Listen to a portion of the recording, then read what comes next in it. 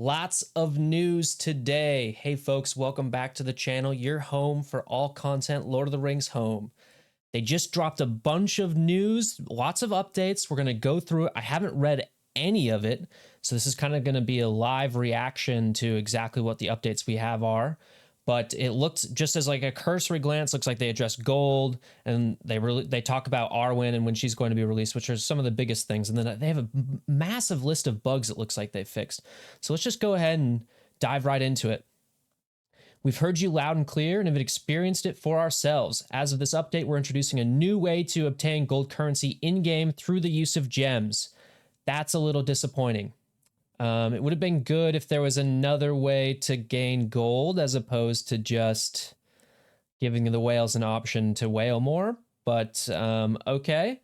Maybe we'll do a little short video looking at how good these chests are. Starting from this update, you'll notice a new chest in the store, Lost Treasure Chest. This chest will cost 150 gems and will always reward you gold, ranging from 10 to 100k. Oh, that's massive. That's actually, for the gem cost, that might be pretty good. I guess it depends on the drop rates, but 100k would be pretty good for 150 gems, I think. It's important to note that this is only the first step in making gold currency more obtainable in-game. Okay, I like to hear that. There are other ideas in the works, both through gameplay only and through the store, to give players opportunities and flexibility to gain gold. So maybe they have to spend a little bit more time. This is a quick fix, and they have to spend a little bit more time working on gameplay changes, balancing the economy, whatnot.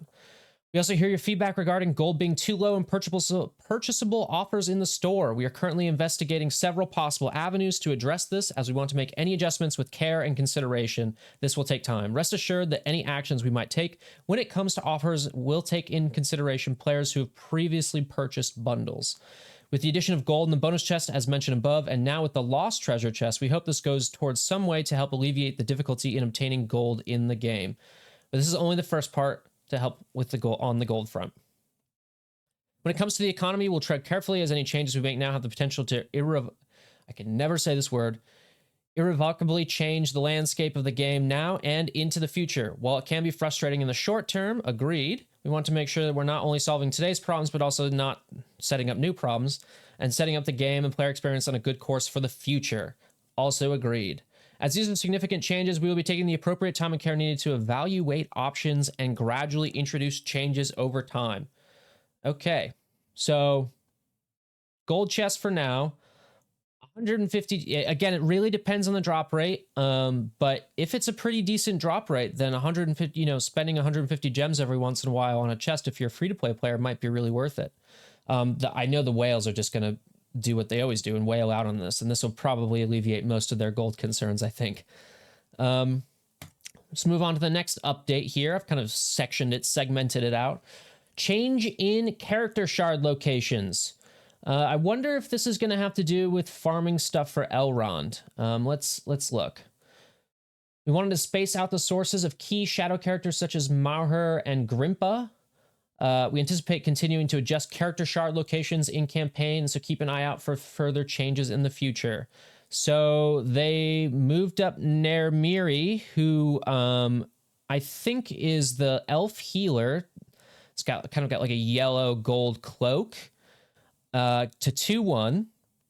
Leliel, also elf, was 2-1, now shadow 3-9, so they moved her back. Mauher was 1-2 and is now light 2-1, so a little change, but not too bad. Elor here, previously shadow 5-5, now guild 3-1. Oh, that's going to be big for me. I think I'm going to farm him, actually. He's a character that I use quite frequently, and if he's going to slot into the Elrond team with Arwen and whatnot, then I think he's going to be worth farming. Grimpa was Guild 2-1, now Guild 2-3, so it's just a slight change there. Did somebody go to Guild 2-1? Oh yeah, Nermiri. Okay, Narimiri. So those are some decent changes, mostly things moving up, more accessible, things moving into the guild store, which I think is easier to farm shard locations as opposed to hard store, right? Because you can just farm as many as you want. Moving on. Daily logging calendar. They're going to be extending the May login rewards for an additional 10 days. I think this was basically, to cover the 10 days in May where most players weren't able to join. So people who were in the limited test launch got basically 10 extra free days of rewards. looks like they're about to extend the May login rewards to finish that.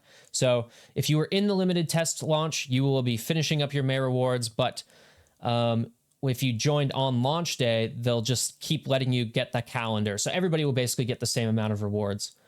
Arena and challenge supplies change. Both arena and challenge supplies have been tweaked to always include character shards.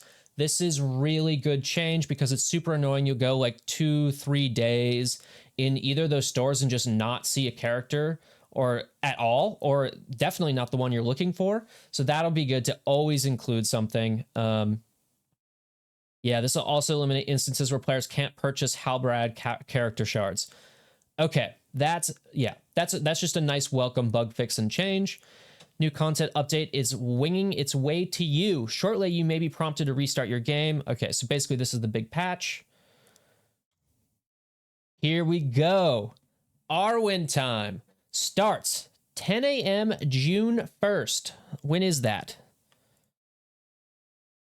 That is next Thursday, 10 a.m. Pacific time. It ends basically a week, but you got 6 days to do the event. Okay, the indelible ARWEN of Rivendell, the daughter of Elrond and Evenstar of her people. ARWEN fiercely defends the west against the coming shadow. Her light brings hope to those in need.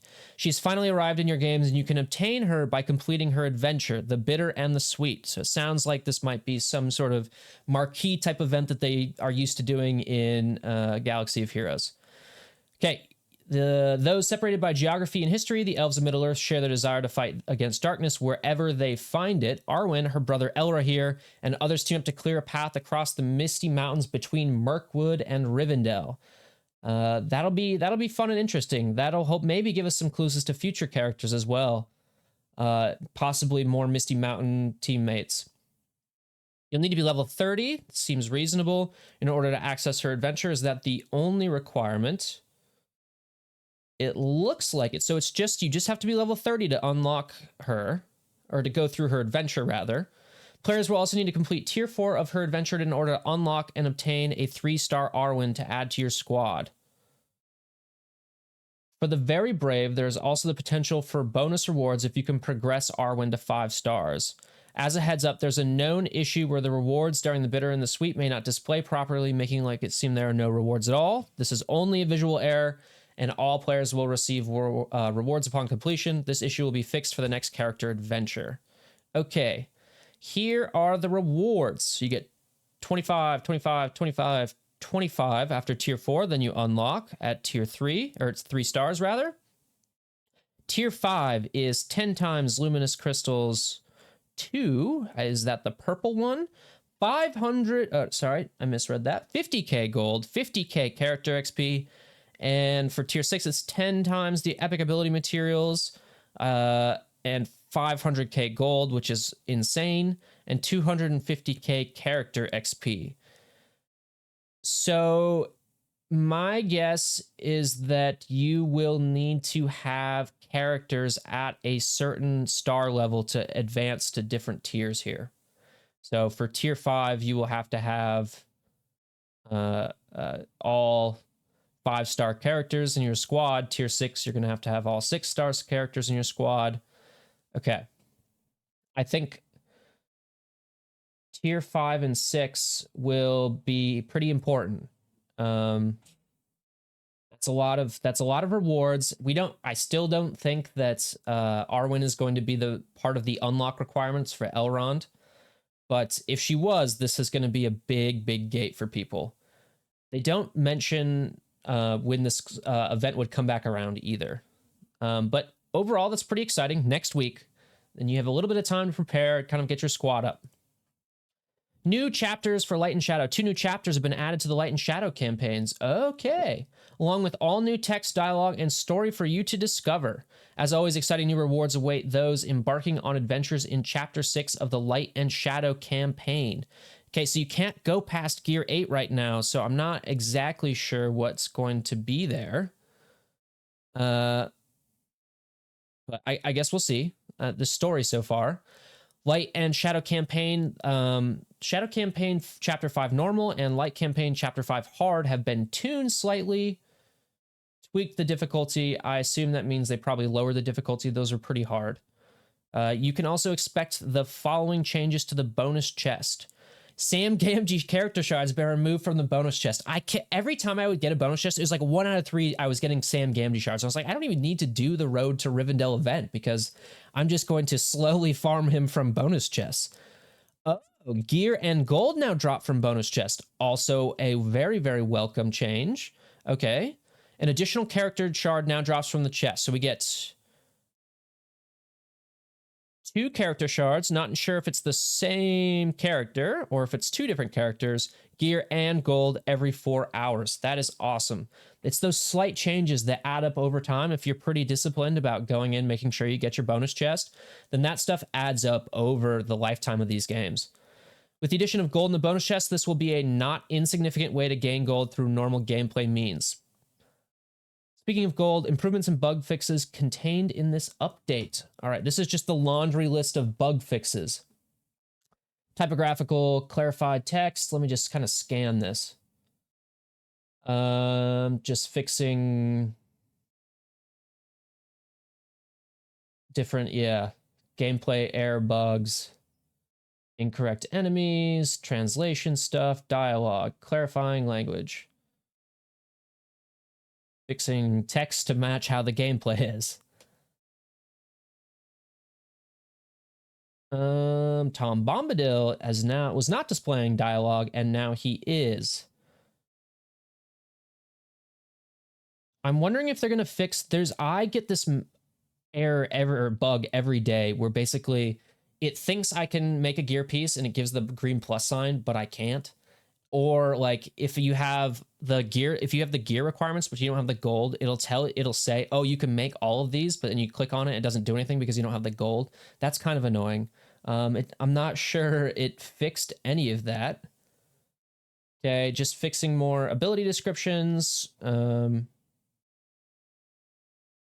login reward, which is really great to hear. Poison logic was not ignoring block. That's something I have not encountered.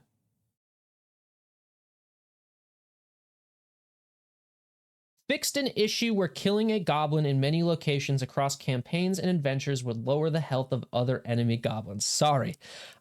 I'm not going to lie. I definitely use this trick. There's some ability, the ability challenge. You start off, I think it's like ability challenge 4 or something. You start off facing some goblins, and I always just wait and just do AoE on one of the goblins, and then it just lowers the health of everybody else. So I guess you can't do that trick anymore. That's unfortunate. I took advantage of it, I guess, while I could. But it's not how the game is meant to be played, I guess. So I understand. Address an issue where forced closing the app during a certain sequence of the tutorial could cause a soft lock. This is a big laundry list of bug fixes. This is a pretty big update, actually. I'm pretty pleasantly surprised. I'm really happy to hear about the gold changes.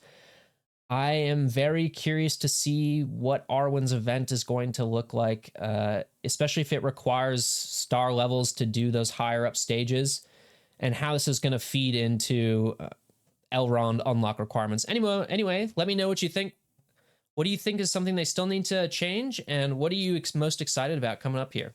Thanks.